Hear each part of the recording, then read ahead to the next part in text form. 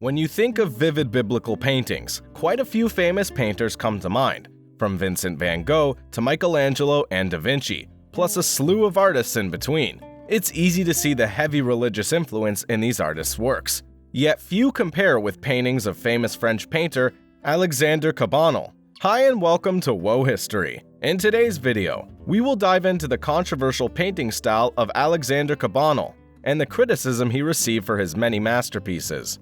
Alexandre Cabanel was one of France's most well-known academic artists in the middle of the 19th century. During his life, he was known for all kinds of paintings, from portraits to religious scenes to large decorations for the inside of homes. It's not surprising that this successful career started with a very early display of artistic talent. In 1843, Cabanel showed his first painting at the Salon, which was called Agony in the Garden, and it got him second place in the Prix de Rome competition.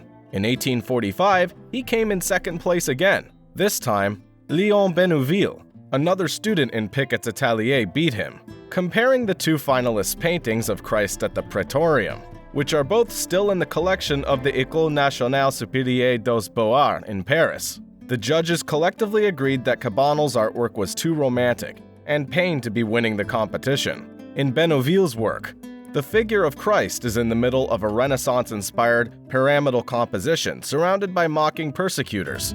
In Cabanel's work, the figure of Christ is slightly off-center and dramatically lit against the advancing group of persecutors. In 1845, Cabanel and Bennouville were both able to study at the Villa Medici in Rome because there were two scholarships available. Cabanel's early works focused on religious themes, catering to the intellectual preferences of the period.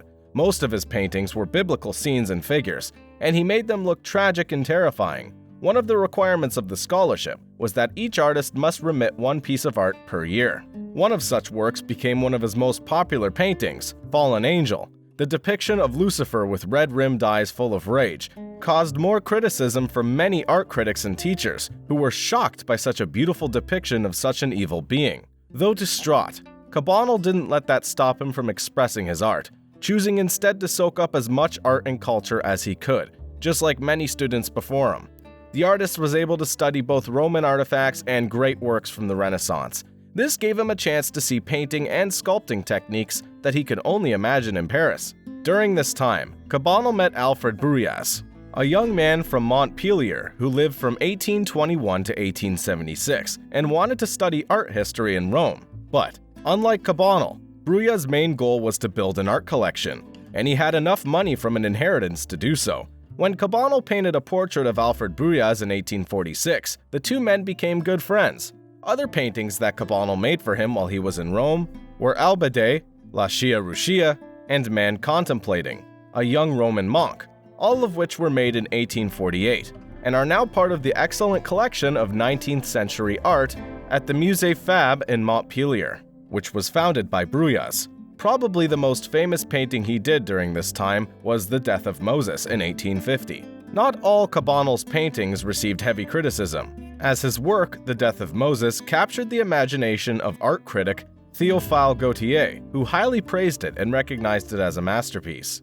This praise encouraged the young French artist to continue down the path of expressive romantic-themed art, and to never hold back his style. This boosted his confidence, which led him to complete many projects, which gave Cabanel a chance to work with Napoleon III, the King of France at the time, which was very important to his success. His paintings were later shown at the Salon of 1855, along with another religious painting called Christian Martyr. That same year, the artist received the Legion of Honor medal, making it clear that he was one of the best academic painters of his time. During this time, Cabanel showed his work at the Salon in Paris every year, and kept adding to his artistic skills, such as by exploring historical genre scenes more and more. This approach to historical painting was first used much earlier in the 19th century, but middle-class art collectors were still very interested in it.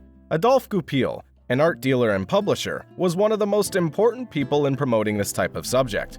Though often misunderstood by the artists and art critics of his time, which is often the case for many geniuses, and despite coming under fire for his bold romantic portrayal of biblical figures and scenes, he overcame all these obstacles, becoming one of the greatest artists of history. This concludes today's video. I hope you enjoyed it. Click the thumbs up button if you enjoyed this video.